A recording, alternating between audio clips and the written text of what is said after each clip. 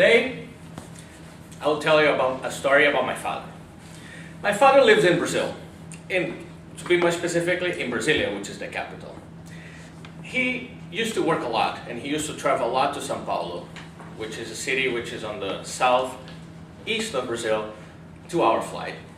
And he would go there in the morning, 5 a.m., 7 a.m., work all day, take the late flight at night and come back home so that he would sleep at night and with us. One day, he wakes up at 5 a.m., typical time, takes a shower, shaves, goes to the airport, everything is on track. When he looks up to the screen, board closing, gate closing. What? What happened? I'm supposed to be on time, and then he runs.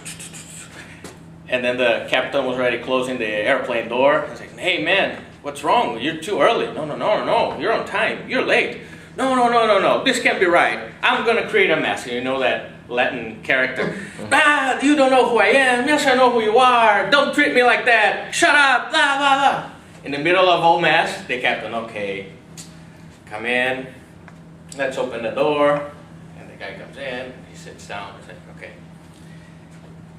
The captain came to him and said, hey, I'm going to let you in, but you should know that you're late. No, I'm not late. No, I'm not late. Look, did you adjust your watch to the daylight savings? So we go to lesson number 1. And lesson number 1 is actually a quote from Beastie Boys. And it says that you have to fight for your right to fly, even if you're late. You still have that right. So my dad sits down, a bit tired, relaxing a little bit. A beer, please, flight attendant. And the captain comes in. Ladies and gentlemen, thanks for flying Ryanair or whatever. Flying with us. Our flight to Rio will be about approximately 1 hour and a half. We had a little delay in our boarding, but I'm sorry about that, but we'll be catching up later. Rewind. Our flight to Rio will be 1 hour and a half. What? Rio? No. Stop, I want to get off this airplane. What? You create all this mess because you wanted to come in. Yes, but I want to go to São Paulo. I don't want to go to Rio. Like, no, sir. We're already late. I'm sorry, you have to stick it in. Come on, you created all this mess, and now I have to go to Rio, but I want to go to São Paulo. Do you know who I am? Do you know who I'm talking to? Blah, blah, blah. All that mess again. It's like, sir, if you step down here, we're going to have to call the police because you boarded in the wrong plane with the wrong boarding pass. So you'd better sit down and relax. Okay. There's not much you can do. So he was going to sit down, order a drink, well, since I'm going to stay here, and relax. And now we get to lesson number 2, which is also a quote from Beastie Boys. It says, you have the right to fight for... No, that's not the wrong one. You have the right to fight for your flight, even if you're wrong. And that's the second lesson. So after all this hassle, my dad sitting down, he was a bit tired. He woke up very early. He was just sitting down, and he slept a little bit. And then the captain comes in. Good morning, ladies and gentlemen. Thanks for flying Ryanair.